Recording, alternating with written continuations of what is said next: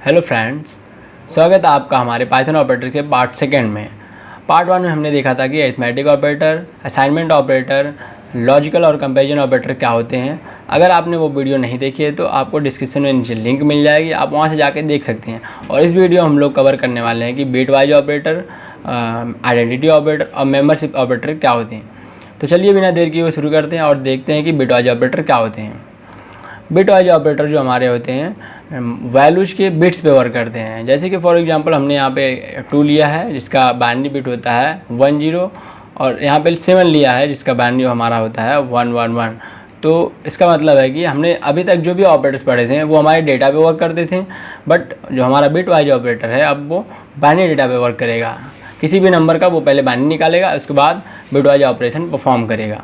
तो यहाँ पे हमारे पास बिट वाइज ऑपरेटर जो होते हैं वो 6 टाइप के होते हैं। पहला होता है हमारा बिट वाइज एंड ऑपरेटर, दूसरा होता है हमारा बिट वाइज और ऑपरेटर, और तीसरा हमारा होता है बिट वाइज एक्सॉर ऑपरेटर। ऐसे ही हमारा बिट वाइज नॉट और लेफ्ट शिफ्ट और राइट शिफ्ट ऑपरेटर होते हैं। तो चलिए बिट वाइज ऑपरेटर को समझने से पहले आपको इसका ट्रुथ टेबल समझना पड़ेगा। तो देखते हैं कि ट्रुथ टेबल क्या होता है और कैसे काम करता है। ये हमारा ट्रुथ टेबल है बाइनरी बिट वाइज ऑपरेटर का।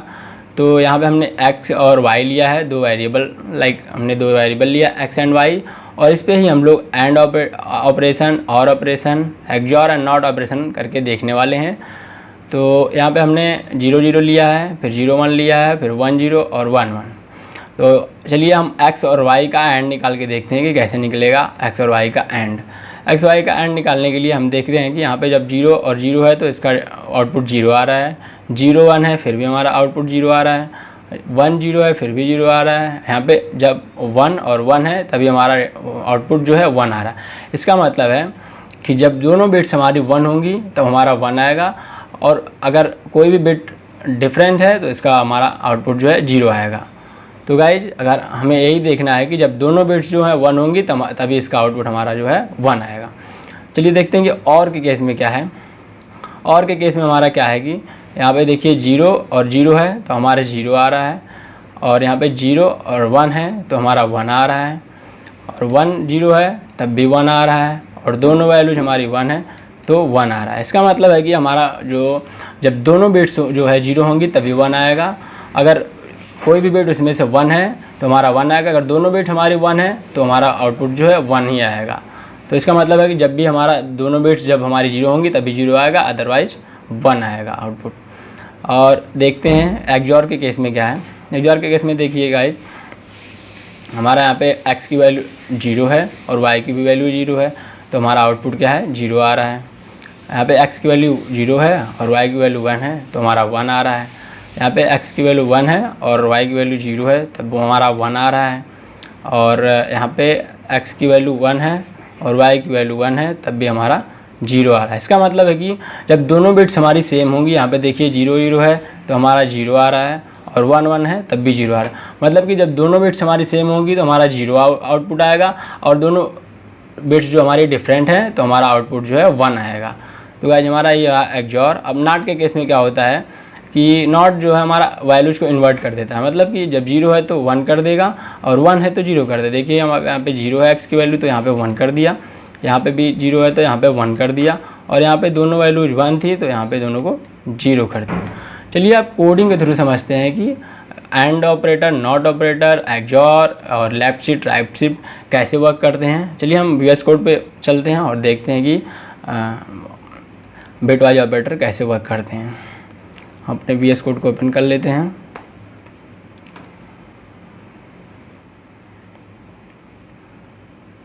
और ये हमारा ऑपरेटर 5 है, तो हम यहाँ पे एक फ़ाइल बना लेते हैं ऑपरेटर 5 नाम का, 5.py नाम का, जिसका नाम हम दे देते हैं बिट वाइज ऑपरेटर।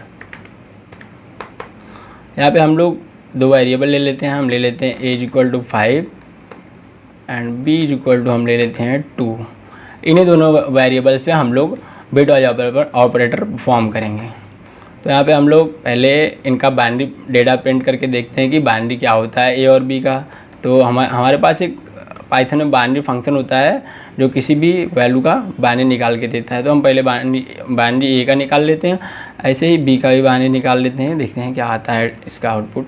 चलिए यहाँ पे रन करके देखते हैं कि ए और बी का बाइनरी नंबर क्या होता है।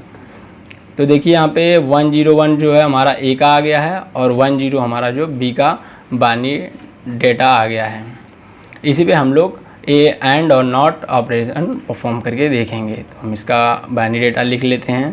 पहले इसका हो गया 0101 एंड जो हमारा बी का आ गया है बाइनरी डेटा वो हमारा आ गया है 0010 और इन्हीं का हम लोग एंड और एक्सॉर निकाल के देखते हैं। तो चलिए प्रिंट करते हैं और देखते हैं कि ए और एंड बी का आउटपुट क्या आने वाला है। चलिए रन करके देखते हैं क्या आउटपुट आ रहा है। हमारा आउटपुट आ चुका है 0। तो ए और बी का हमने जब एंड किया तो हमारा आउटपुट 0 आ गया। चलिए देखते हैं कैसे 0 आया, इसका एंड करके हम लोग देखते हैं। ट्रुथ टेबल हमने अभी समझ ही लिया है, तो उसी के अकॉर्डिंग हम लोग चलिए एंड करके देखते हैं। ए और एंड के केस में क्या था, जब दोनों हमारा जो है बिट्स जो है ट्रू 1 होती थी तभी 1 आता था, वरना 0 आता था। तो हम देखते हैं कहीं हमारा दोनों बिट्स 1 हैं, तो इधर से हम लोग राइट साइड से शुरू करते हैं। तो हमारा देखते हैं यहाँ पे पहले स्टार्टिंग की दोनों बिट 0 हैं तो 0 ही आएगा, 10 है फिर भी 0 आएगा, 01 है फिर भी 0 आएगा, 10 है फिर भी 0 आएगा। देखिएगा इस तरह हमारा 0 आ चुका है। हम लोग यहाँ पे प्रिंट करके देख सकते हैं बाइनरी ऑफ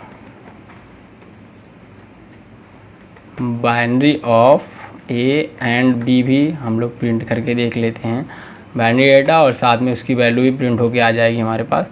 देख लीजिए यहाँ पे 0 बाइनरी डेटा भी 0 आया और हमारा डेसिमल नंबर भी 0 आ गया। ऐसे ही हम लोग और के केस में देख लेते हैं, प्रिंट ए और बी देख लेते हैं क्या आता है इसका आउटपुट। इसका आउटपुट हमारा 7 आ चुका है गाइस। चलिए हम लोग अपने खुद से करके देखते हैं कि बिट वाइज और क्या होता है और कैसे इसका वैल्यू हम लोग निकालते हैं। तो बिट वाइज और के केस में क्या था, जब दोनों वैल्यू हमारी फॉल्स होती थी तभी फॉल्स आता था, मतलब कि दोनों वैल्यू 0 होती थी तभी 0 आता था। इसमें देखिए पहले हमारा 0 है तो 0 आ जाएगा, 10 है तो 1 आ जाएगा, 01 है तो 1 आ जाएगा और 10 है तो 1 आ जाएगा। और ये हमारा जो बाइनरी डेटा है 7 का है, जो कि बिल्कुल सही है। यहाँ पे हमारा 7 आ चुका है। ऐसे हम लोग एक्सॉर का निकाल लेते हैं, ए एक्सॉर बी, और ऐसे ही हम लोग प्रिंट कर लेते हैं नॉट, ए का नॉट निकाल लेते हैं और इसका लेफ़्ट शिफ्ट और राइट शिफ्ट भी इसी तरह देख लेते हैं। लेफ़्ट शिफ्ट हमारा क्या करता है कि बिट्स को लेफ़्ट साइड एक स्टेप शिफ्ट कर देता है और राइट शिफ्ट हमारा क्या करता है कि बिट्स को जो है राइट साइड एक स्टेप शिफ्ट कर देता है। ये हमारा हो गया राइट शिफ्ट। चलिए इसको रन कराते हैं और देखते हैं कि आउटपुट क्या आने वाला है और उसको समझेंगे कि कैसे आउटपुट आ रहा है। ये देखिए हमारा बिट वाइज एक्सॉर भी हमारा 7 आ चुका है। आइए इसको देख लेते हैं कि हमारा 7 कैसे आया है। हमने अभी तक ट्रुथ टेबल में पढ़ा है कि जब हमारा सेम वैल्यू होंगी तो फॉल्स आएगा वरना ट्रू आएगा। तो यहाँ पे देखिए हमारा सेम है तो इसका आ गया 0, क्योंकि हमारा दोनों 0 बिट्स हैं तो यहाँ पे 0 आ चुका है। और 10 है तो 1 आएगा, 01 है तो भी 1 आएगा और 10 है तब भी 1। देखिए हमारा 7 का बाइनरी डेटा है, इसलिए इसका आउटपुट 7 आ चुका है।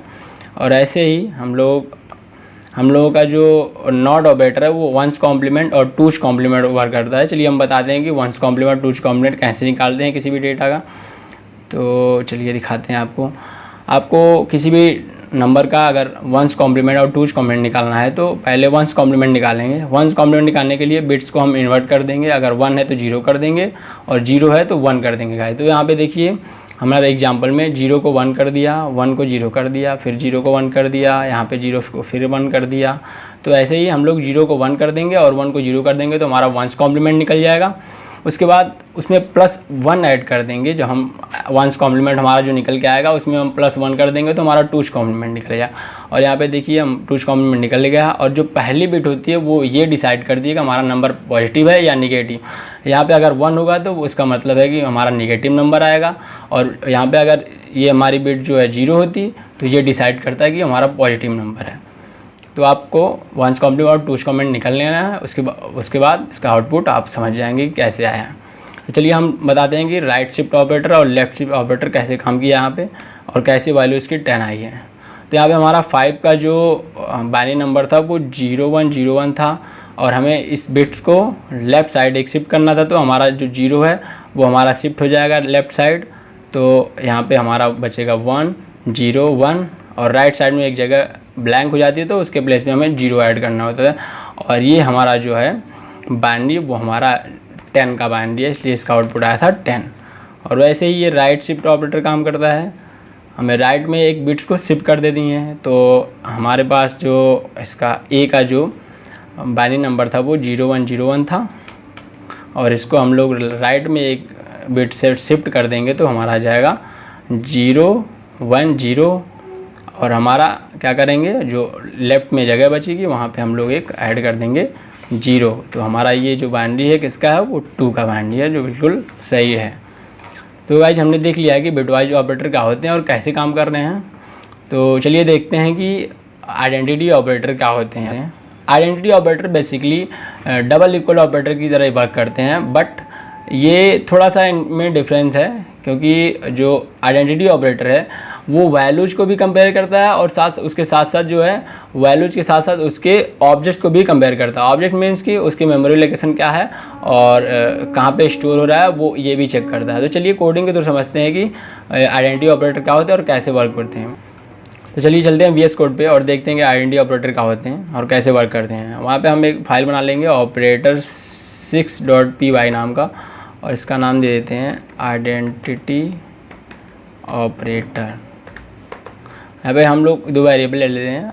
आइडेंटिटी ऑपरेटर को हम लोग स्ट्रिंग के थ्रू समझ लेते हैं कि ये कैसे काम कर रहा है। तो ए इक्वल टू हम ले लेते हैं हेलो और बी इक्वल टू हम ले लेते हैं वर्ल्ड और प्रिंट करके देखते हैं कि ए इज बी, मतलब कि ए इक्वल टू बी है कि नहीं है। तो यहाँ पर रन करते हैं और देखते हैं कि क्या आता है।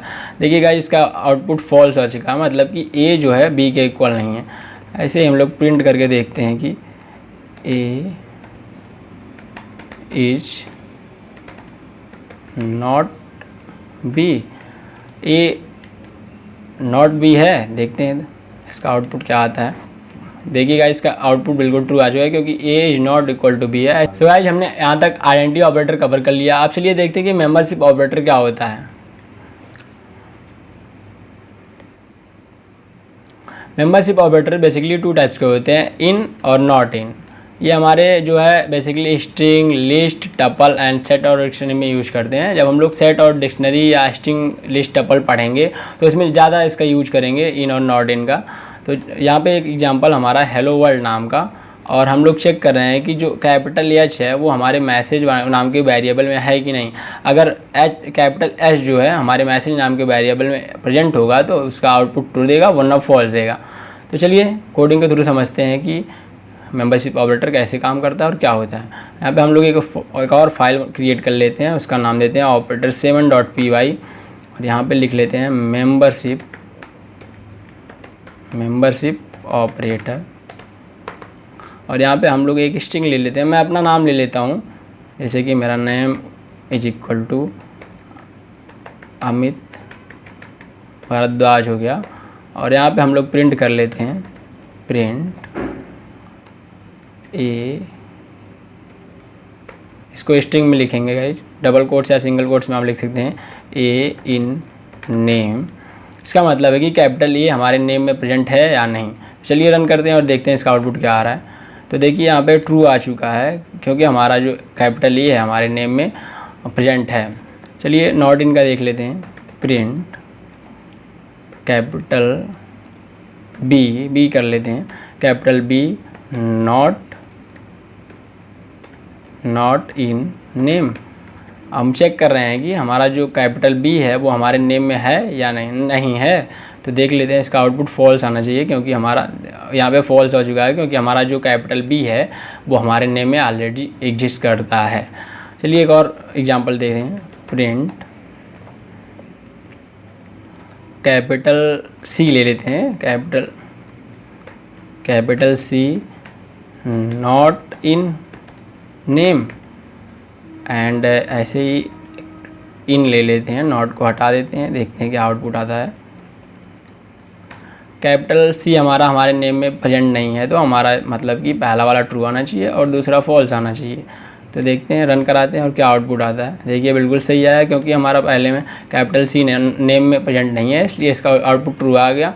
और ये हमारे चेक करने हैं कि सी इन नेम, मतलब कि कैपिटल सी हमारे नेम में है, तो ये हमारा फॉल्स दे दिया गाइज। तो आई होप गाइज ये वीडियो आपको पसंद आई होगी। अगर आपको पसंद आई हो तो कमेंट में ज़रूर बताइएगा और एक लाइक ज़रूर करिएगा। तो मिलते हैं नेक्स्ट वीडियो में, जिसमें हम लोग पढ़ेंगे कि कंडीशनल स्टेटमेंट्स क्या होते हैं। Thank you so much guys.